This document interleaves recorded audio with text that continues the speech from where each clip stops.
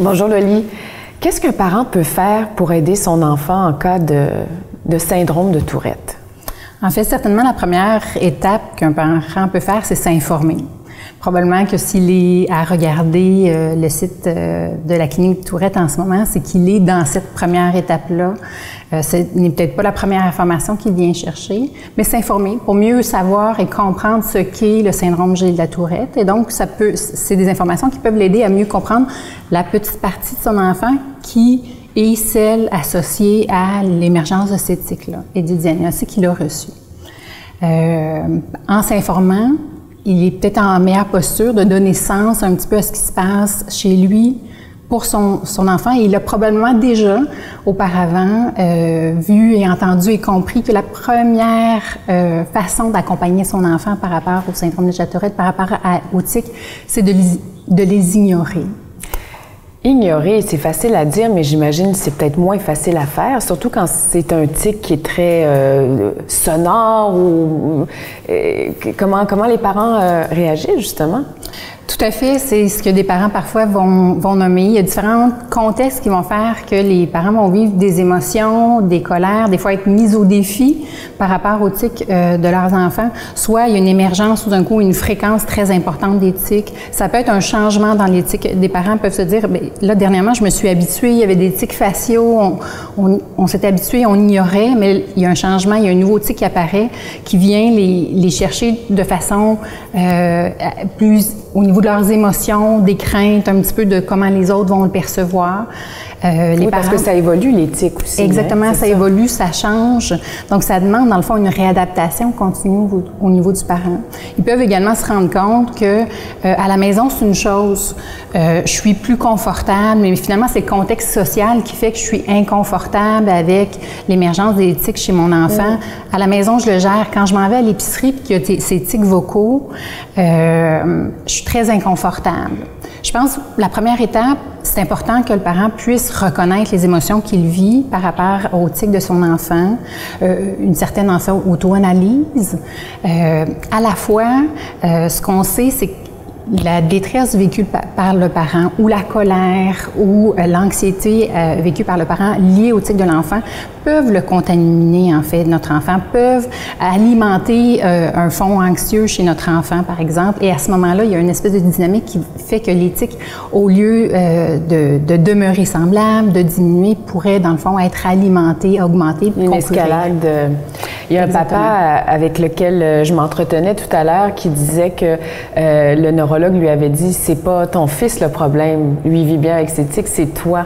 Oui, exactement. Hein? En fait, il y a le regard d'adulte n'est pas nécessairement le vécu de notre enfant. Comme parent, on peut appréhender beaucoup de choses. Notre enfant a 8-10 ans, puis on se dit « oh, à 14, à 15 ans, qu'est-ce que ça va être? Quelle va être sa vie comme adulte? » Allons-y d'une part, étape par étape. De l'autre, moi, j'ai l'impression que mon fils est envahi par ces tics parce qu'il en a beaucoup, parce qu'ils sont très sonores.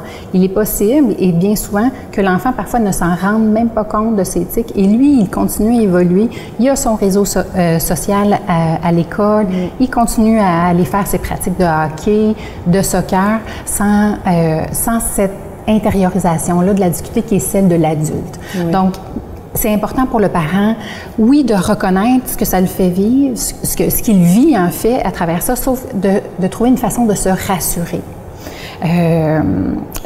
Ça peut être facile à dire, plus difficile à faire. Certainement, oui. Différentes stratégies pour le faire. Entre autres choses, en parler entre parents, avec son partenaire. On peut avoir des amis avec lesquels on est plus confortable de parler des moments qui sont plus difficiles parfois.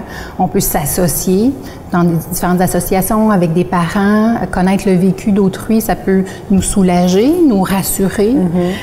Il est important aussi peut-être de reconnaître des fois qu'on arrive à un moment où on n'est pas capable de se rassurer, où justement la difficulté, elle est rendue la nôtre beaucoup plus que celle de notre enfant. Qu'est-ce qu'on fait dans ce cas-là? On consulte. On peut interpeller en fait la clinique si on est un patient à la clinique ici, si notre enfant est un patient, interpeller la clinique, on pourrait être référé à ce moment-là vers des intervenants, entre autres parfois en service social moi, on va me référer des familles qui soit le demandent, soit vivent des difficultés. L'harmonie familiale a été modifiée. Il y a quelque chose qui fait là qu'on est dans une disharmonie. Il y a une cassure. Il y a une cassure à quelque part. Oui. Et à ce moment-là, en fait, des fois, de pouvoir en parler avec autrui, avec un professionnel, nous permet de prendre une distance par rapport à ce qui se vit à la maison, d'essayer de percevoir le problème différemment, peut-être y trouver des solutions, essayer de retrouver un rééquilibre personnel pour le parent, mais familial également. Si on a un enfant qui nous demande des massages, de la relaxation, est-ce que c'est important comme parent de lui dire « OK, je te fais un massage, fais en sorte que tu relaxes » ou vaut mieux l'aiguiller à ce qu'il le fasse lui-même? En fait, à travers cette question-là, moi, j'aimerais répondre à une petite phrase, des fois une phrase clé qu'on peut garder en bagage comme parent, à se rappeler que, on l'entend parfois, hein, mieux faire, c'est parfois moins faire. Donc, faire moins. L'idée d'outils. Le rôle de parent, en toutes circonstances, l'un des rôles, c'est d'accompagner notre enfant vers l'autonomie. Oui. C'est d'autant plus vrai pour les parents dont un enfant a un syndrome de la Tourette. On veut l'outiller, on veut l'accompagner à ce qu'il trouve lui-même ses outils face aux tics, face à la gestion des tics et ce que ça lui fait vivre. Pardon.